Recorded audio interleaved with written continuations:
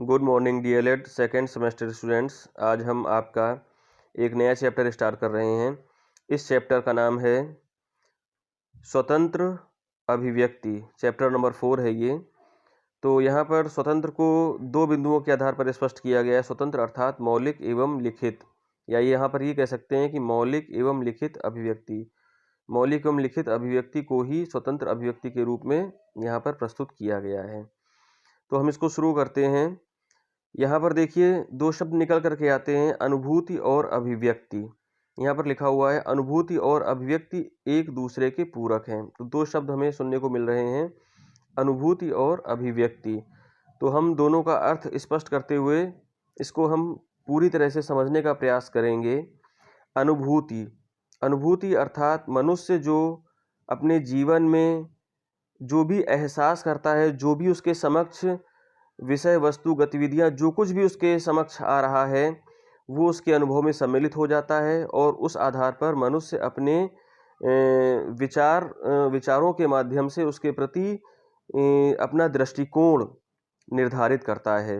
ये उसकी अनुभूति के अंतर्गत आता है।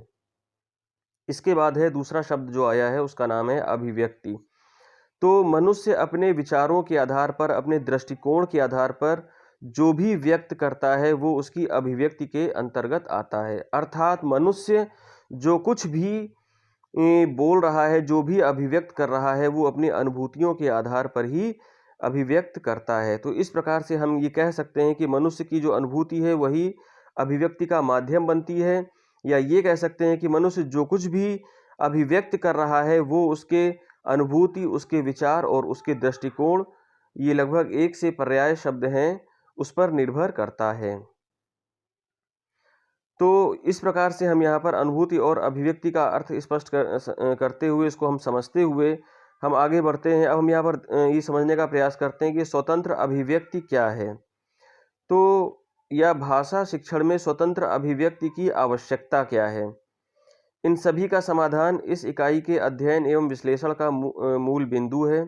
इस इकाई को पढ़ने के बाद आप ये कुछ बिंदु दिए हुए हैं उसके बारे में समझ सकेंगे। जैसे स्वतंत्र अभिव्यक्ति का अभिप्राय क्या है ये समझ सकेंगे, स्वतंत्र अभिव्यक्ति क्यों आवश्यक है ये स्पष्ट कर सकेंगे, भाषा विकास में स्वतंत्र अभिव्यक्ति किस प्रकार सहायक है इस चीज़ को समझ सकेंगे, समझा सकेंगे, मौखिक एवं लिखित रूप में स्वतंत्र अभिव्यक्ति के विभिन्न प्रेरक अवसर कौन कौन से हैं ये समझ सकेंगे।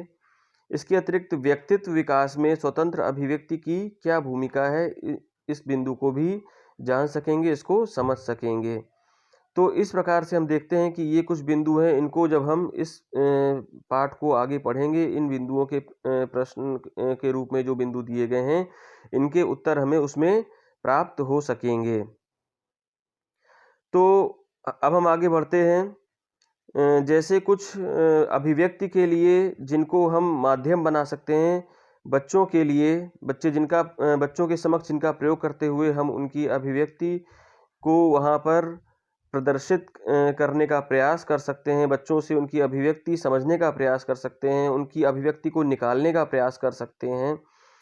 तो उसके लिए कुछ जैसे यहाँ पर दिया हुआ है, किसी विषय वस्तु, दृश्य, घटना, वातावरण के संदर्भ में हम जो कुछ भी मौलिक ढंग से सोचते हैं, जो विचार हमारे मन में आता है, जो कल्पना चिंतन चलता है, ये सारी चीज़ें जो हैं वो हमारे मस्तिष्क में चल रहा होता है, हमारे विचार के रूप में ये चल रहा होता है, ये हमारे दृष्टिकोण को विकसित करता है।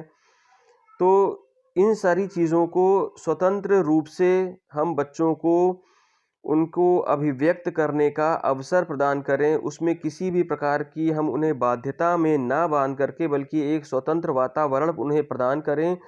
तो इस प्रकार से ये स्वतंत्र अभिव्यक्ति में बच्चों के लिए अत्यंत सहायक सिद्ध होगा।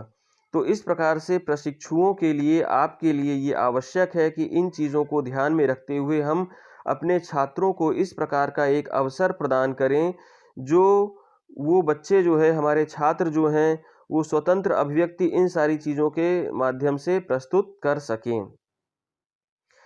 अब हम देखते हैं कि हम कौन कौन सी गतिविधि के रूप में छात्रों से उनकी अभिव्यक्ति को प्रस्तुत करा सकते हैं। इसमें जैसे आती है सबसे पहले गतिविधि नंबर 1, यहाँ पर बच्चों को कुछ प्रश्न दे दिए जाते हैं। जैसे प्रशिक्षु बच्चों को कुछ प्रश्न पूछते हुए स्वतंत्र भाव से मौखिक एवं लिखित अभिव्यक्ति के लिए कहे। इसके लिए वो निम्न प्रकार के कुछ प्रश्न हैं जिन्हें बच्चों के समक्ष प्रस्तुत किया जा सकता है और बच्चों से कहा जा सकता है कि आप इन प्रश्नों के उत्तर के रूप में अपनी अभिव्यक्ति को प्रस्तुत करें या इन प्रश्नों का उत्तर दें। तो बच्चों को अगर वहाँ पर स्वतंत्र वातावरण उपलब्ध कराते हैं तो जाहिर सी बात है वो स्वतंत्र अभिव्यक्ति वहाँ पर प्रस्तुत करने में सक्षम हो सकेंगे। सबसे पहले जैसे कुछ उदाहरण के रूप में कुछ क्वेश्चन दिए हुए हैं, कुछ प्रश्न दिए हुए हैं, कुछ वाक्य दिए हुए हैं। उन वाक्यों को हम पढ़ते हैं और देखते हैं बच्चे उसमें किस प्रकार से अपनी अभिव्यक्ति वहाँ पर प्रस्तुत कर सकते हैं। तो ठंडी हवा किस मौसम में चलती है, इस प्रकार का प्रश्न बच्चों से पूछा जा सकता है। ठंड लगने पर हम किस प्रकार के कपड़े पहनते हैं। इस तरह के प्रश्न से बच्चे जो है वो अपनी स्वतंत्र अभिव्यक्ति देने में सक्षम हो सकेंगे। पिंजड़े में बंद पक्षी और जानवर के मन में क्या क्या विचार आते होंगे। इस तरह के कुछ विचारात्मक प्रश्न हैं जिनके माध्यम से छात्र जो है वो स्वतंत्र रूप से सोचकर अपनी अभिव्यक्ति के रूप में उसे प्रस्तुत कर सकेंगे। अपनी पाठ्य पुस्तक से कोई एक कविता सुनाओ। तुम्हें कौन सा पक्षी अच्छा लगता है, कौन से जानवर से डर लगता है और क्यों, तुम्हें खाने में क्या क्या अच्छा लगता है, बारिश के मौसम में कौन कौन से फल होते हैं, आप किस प्रदेश में रहते हैं। इस प्रकार के कुछ प्रश्नात्मक वाक्य हैं जो कि छात्रों के समक्ष, छोटे छोटे बच्चों के समक्ष इस प्रकार के अगर वाक्यों को प्रस्तुत किया जाता है तो छात्र इन प्रश्नों के माध्यम से उत्तर के रूप में अपनी स्वतंत्र अभिव्यक्ति के रूप में उसे प्रस्तुत कर सकेंगे और कहीं ना कहीं उनका एक हेजिटेशन जो है वहाँ पर वो दूर होगा और स्वतंत्र अभिव्यक्ति में बच्चे सक्षम हो सकेंगे। तो छात्रों, आज हम इस चैप्टर को यहीं पर कंप्लीट करते हुए इसकी आगे से हम नेक्स्ट क्लास में मिलेंगे। धन्यवाद।